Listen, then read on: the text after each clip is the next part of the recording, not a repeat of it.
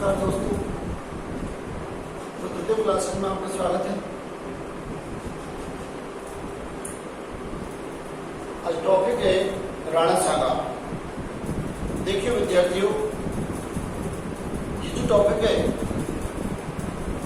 इस टॉपिक से अक्सर प्रश्न पूछ ही लिया जाता है और बहुत ही इम्पोर्टेंट टॉपिक है। तो वैसे मैं आपको बता दूं जानकारी के लिए कि जो इम्पोर्टेंट टॉपिक है, हालांकि ज़्यादा इम्पोर्टेंट तो कोई नहीं कह सकता है, कहीं से भी प्रश्न आ सकता है कॉम्पिटिशन एग्जाम में, लेकिन विशेष रूप से महाराणा कुंभा और राणा सांगा, प्रताप, महाराणा प्रताप, ये बहुत इम्पोर्टेंट टॉपिक है। लेकिन कभी भी ये नहीं कह सकते हम किसी भी टॉपिक के बारे में कि नहीं इस टॉपिक से प्रश्न कम आएगा या नहीं आएगा और इससे आएगा। क्यों? कोई पता नहीं है, कभी भी कहीं से भी कोई टॉपिक से प्रश्न आ सकता है। ऐसे इंटरेस्टिंग टॉपिक है जो है राणा सांगा।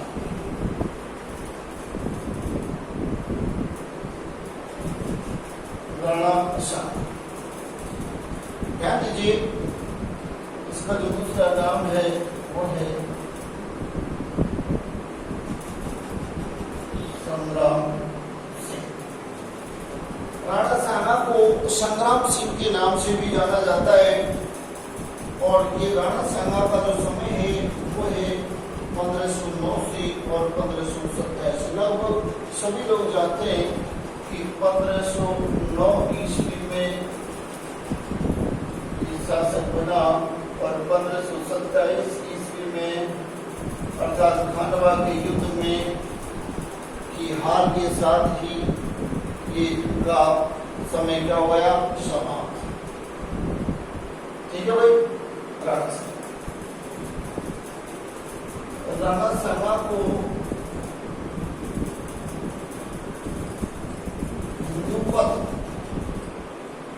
इसके उपनाम है, इन्हें हिंदूपत के नाम से भी जाना जाता है। दूसरा नाम इन्हें सैनिकों का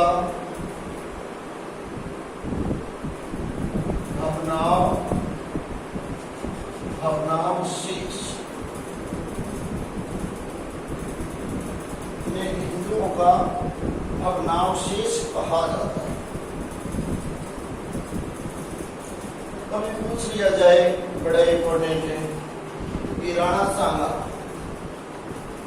हिंदूपत किस शासक को, राजपूत शासक को कहा जाता है? राणा सांगा या संग्राम सिंह। ठीक है।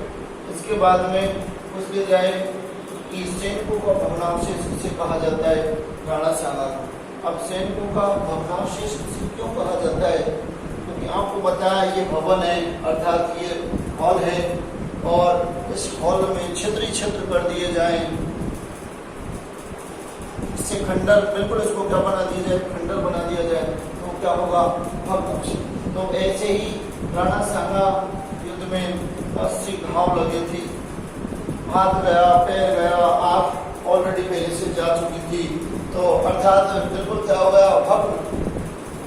जो भी थे बचे हुए थे, अवशेष बचे हुए थे, वो बिल्कुल ही क्या बचे हुए थे, क्या हो गया था शरीर, बहुत कम अवशेष बचे हुए थे, बहुत कम बचा हुआ था, लगभग खत्म हो गया था। इस कारण से सैनिकों का भग्नावशेष कहा जाता है। ठीक है। देखिए भाई, बहुत इम्पोर्टेंट है राणा सांगा। अब राणा सांगा से संबंधित थोड़ी सी जानकारी देखिए। मैंने आपको कुंभा पढ़ाया था और कुंभा के दो पुत्र बताए थे मैंने, कुदा और रायमल। ध्यान देना, अलग अलग चीजें। मैंने रावचूड़ा पढ़ा, रावचूड़ा का पुत्र रणमल और हंसाबाई। यहाँ जो पढ़ा रहे वो कुंभा और कुंभा के दो पुत्र थे, कुंभा के कुदा और रायमल। तो रायमल,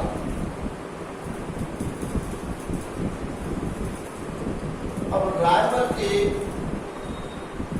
वैसे तो इतिहासकार इसके 13 पुत्र बताते हैं। कितने कितने बताते हैं? 13। लेकिन विशेष रूप से ज्यादातर आप 3 पुत्र पढ़ते हैं। 3 पुत्रों में रायमल के 3 पुत्र,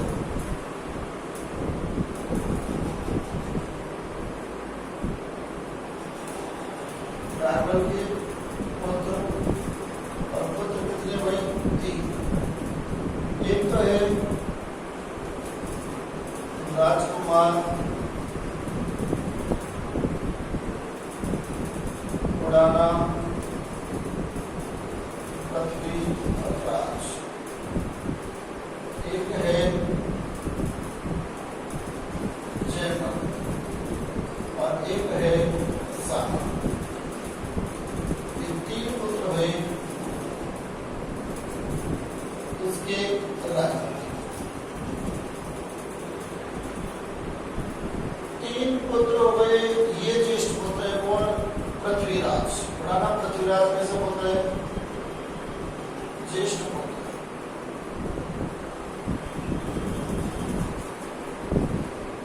रायमल के बाद में शासक कौन बनेगा?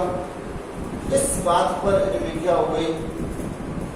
चर्चाएं होने लगी कि अब उत्तराधिकारी कौन बनेगा। वैसे राजा के साथ से पहले देखा जाता कि राजा का बेटा ही क्या बनता? राजा बनता। तो इसमें सबसे बड़ा पुत्र कौन है? पृथ्वीराज। पुराना पृथ्वीराज। पृथ्वीराज, इधर साना और इधर जयमल, तीनों इस उत्तराधिकारी के लिए कि राजयोग किसकी किस्मत में या भाग में लिखा हुआ है, तो उसकी जानकारी करने के लिए और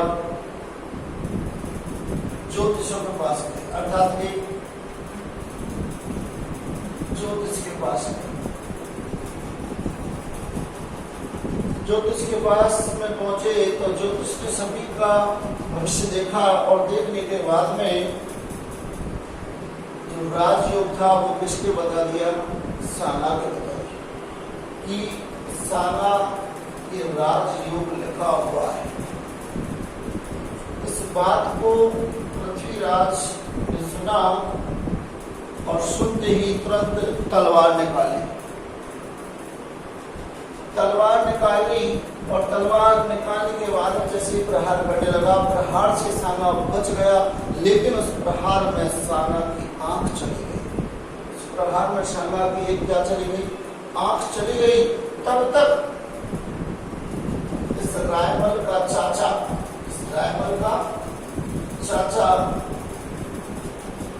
सारंग देव वहां आ गया। रायमल का चाचा सारंग देव वहां पर आ गया और उन्होंने इनको बचा दिया। सारंग देव ने कहा कि भाई एक ज्योतिष पर इतना विश्वास मत कीजिए, ज्योतिष और भी हैं, उनके पास चलिए और वहां जाकर के भविष्यवाणी और पूछते हैं, तब पता लगेगा कि वाकई राजयोग किसके लिखा हुआ है।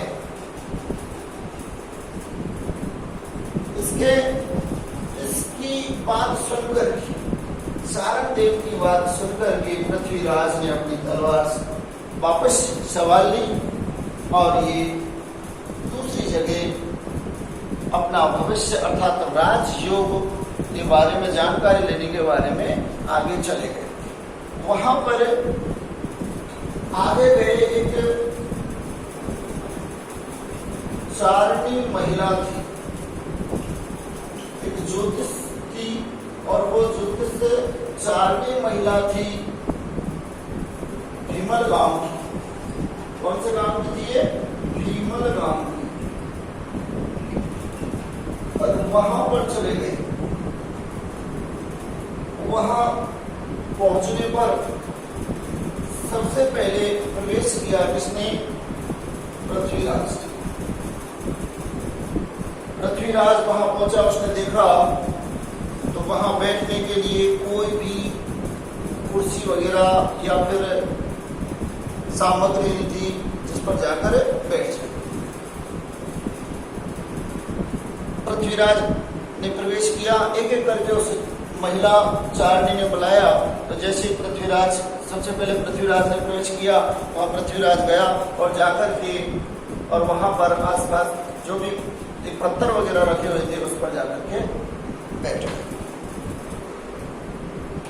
दूसरे नंबर पर जयमल गए।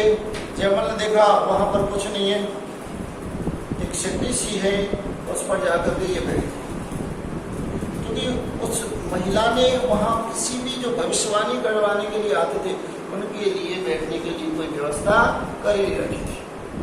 ठीक है। तीसरे नंबर पर सांगा गए। सांगा ने देखा दो स्थान है बैठने के लिए, ये पहले आकर बैठ गए, अब मैं कहाँ पर बैठूं, कोई स्थान नहीं है। तो सांगा को एक खाल पड़ी हुई थी वहां पर। सांगा ने देखा तो वहां पर एक क्या पड़ी, खाल पड़ी हुई थी, और उस खाल को छाड़ करके और सांगा उसी के ऊपर बैठ गए। ये तीनों बैठ गए और इस महिला का क्या करने लगे, इंतजार। इस विद्वान महिला का इंतजार करने लगे। अब जैसी ये विद्वान महिला आई, आने के बाद में इन्होंने पूछा कि सबसे पहले कौन आया। पृथ्वीराज ने कहा मैं आया। ठीक है। सेकंड नंबर पर कौन आया, जयमल का मैं आया। इसके बाद उन्होंने अपना जो है ज्योतिष देखने के बाद में कहा कि खाल पर कौन बैठा है। खाल पर सांगा बैठा है। कौन बैठा है, सांगा बैठा है। अब ये बात जैसे सुनी उसके बाद में इस चारणी महिला ने कहा तो राजयोग भी किसके लिखा हुआ है, सांगा के लिखा हुआ है, राजयोग, अर्थात राजा कौन बनेगा, सांगा बनेगा। इस बात को सुन करके और ये पृथ्वीराज और जयमल दोनों टूट पड़े किस पर, सांगा पर। जयमल और पृथ्वीराज दोनों सांगा पर टूट पड़े और उसमें सांगा का एक हाथ भी चला गया। आंख पहले चली गई, अब हाथ भी चला गया, ऐसे तैसे करके और सांगा वहां से भाग गया। और भागने के बाद में वह अजमेर पहुंच गया और अजमेर में वह गुमनाम रहा और रहने के बाद में अपनी स्थिति मजबूत करता रहा। ठीक है। और उसके बाद में 1509 ईस्वी में रायमल ने सांगा को मेवाड़ का उत्तराधिकारी घोषित किया। ठीक है भाई। तो ये इस प्रकार सांगा का बने शासक बने। अब इससे पहले थोड़ा सा इनके बारे में भी देख लीजिए। ये व्यक्ति राजकुमार है पृथ्वीराज, बड़ा नाम पृथ्वीराज। ये ज्येष्ठ पुत्र किसका, रायमल का ज्येष्ठ पुत्र। इसकी पत्नी या प्रेमिका का नाम था तारा। क्या नाम था, ताराबाई। और इस ताराबाई के नाम पर ही तारागढ़ के किले का उन्हें उद्धार करवाया। इसके नाम पर तारागढ़, ताराबाई के नाम पर। ये ताराबाई से बहुत ज्यादा प्रेम करता था। ताराबाई का पिता इससे बहुत ज्यादा इच्छा करता था। ऐसा तो अक्सर होता है, आपने भी सुना है, देखा भी है कि कोई लड़का किसी लड़की से अधिक क्या करता है, प्रेम करता है, लेकिन लड़की के घर वालों को जैसे पता लगता है, लड़के के घर वाले उस लड़का से ईर्ष्या करने लगते हैं नहीं, ऐसा अक्सर होता है।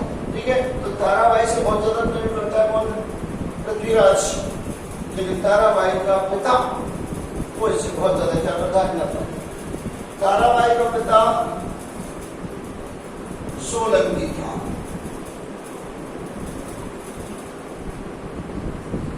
अर्थात उसका नाम सुल्तान, पूरा नाम है सुल्तान सोलंकी। ये था। ऐसा कहा जाता है कि सुल्तान सोलंकी ने ताराबाई से ही इस पृथ्वीराज राजकुमार पृथ्वीराज को जहर दिलवा दिया था और पृथ्वीराज की क्या हुई थी, मृत्यु हो गई थी। सोलंकियों के साथ लड़ते हुए इस जयमल की भी क्या हो गई, मृत्यु हो गई। क्यों? क्योंकि इनसे दुश्मनी, सोलंकियों से दुश्मनी हो गई थी किसकी, पृथ्वीराज की। किसके कारण, ताराबाई के कारण। सांगा तो पहले जाकर कहाँ बैठ गया था, अजमेर में जाकर गुमनाम से बैठा रहा और ये लड़ाई करते थे। तो जयमल की पता हो गया कि इनके हाथों मारा गया, सोलंकियों के हाथों मारा गया और पृथ्वीराज ताराबाई के द्वारा ये ऐसा कहा जाता है कि छेड़ कर मार दिया गया।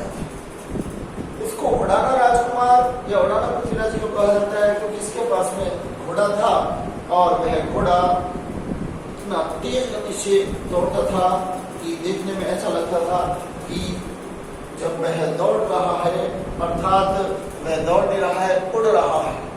ऐसा लगता है कि जमीन पर क्या नहीं टिक रहे, उसके पैर नहीं टिक रहे, ऐसा प्रतीत होता था। इस कारण बहुत तेज गति से दौड़ने वाला घोड़ा था इसके पास और इसी कारण इसका नाम उड़ाना पृथ्वीराज पड़ा। क्या पड़ा, उड़ाना पृथ्वीराज। तो ये इनके बारे में थोड़ी सी कहानी। अब ये दोनों खत्म हो गए तो रायमल ने सोचा कि अब शासक किसे बनाना चाहिए। रायमल जब अंतिम घड़ी में था अर्थात मृत्यु से यहाँ पर था, तब उन्होंने अजमेर से किसको बुलाया था, इस शांगा को बुलाया और शांगा को 1509 ईस्वी में बुला करके मेवाड़ की गद्दी पर बैठाया अर्थात इसको शासक। ये राणा सांगा से संबंधित तथ्य है कि किस प्रकार राणा सांगा क्या बना, शासक बना। ठीक है मित्रों, इसके बाद में अब बात आती है कि राणा सांगा ध्यान दीजिए ऑलरेडी एक हाथ नहीं है, एक आंख नहीं है और राजा है। अब इसके युद्ध,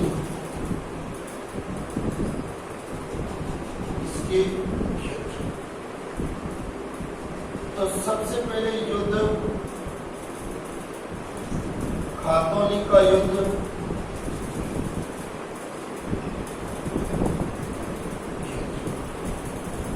दूसरा पांडी का युद्ध।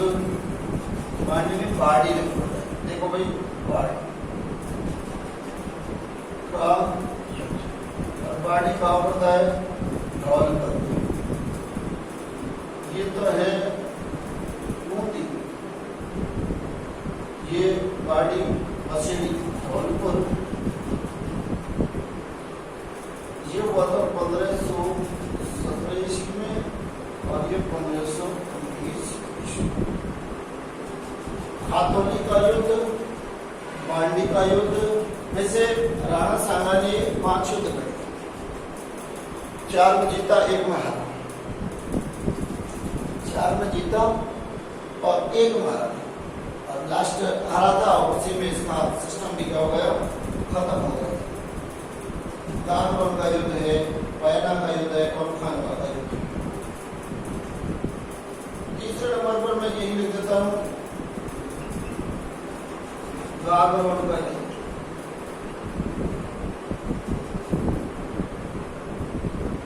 और गागरोन को आप पढ़ता है भाई झालावाड़ और ये भी 1519 ईस्वी। शासक एक साथ लिख दूंगा, एक साथ ये दोनों तो इब्राहिम लोधी के साथ, ये महमूद खिलजी सेकंड के साथ। और चौथे नंबर का युद्ध बयाना।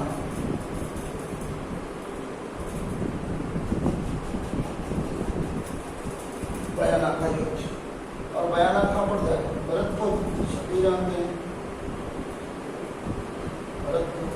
और ये 1527 ईस्वी। और 5वें नंबर का है खानवा।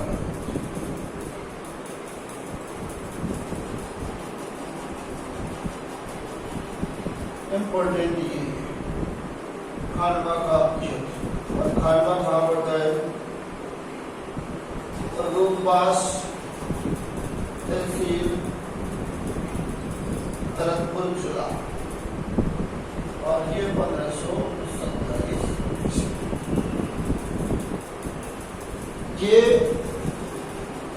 27 और ये 16 फरवरी 1527, ये 17 मार्च 1527, अर्थात 1 महीने का अंतर है। कितने का अंतर है भाई? 1 महीने का अंतर है इन दोनों युद्ध। ठीक है, ये 5 युद्ध। अब इन 5 युद्धों में देखिए किस किसके मध्य में युद्ध, बहुत इंपॉर्टेंट है कि किस किसके मध्य में युद्ध हुई। जिनमें से पहला है खातौली और बांडी, दोनों ही जो युद्ध हैं वो राणा सांगा और इब्राहिम लोधी,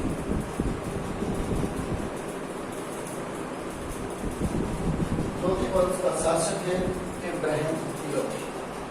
इसके मध्य में दोनों युद्ध, एक 1517 1519।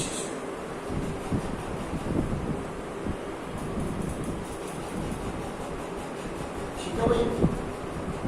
गागरोन का युद्ध 1519 ईस्वी में, ये महमूद खिलजी,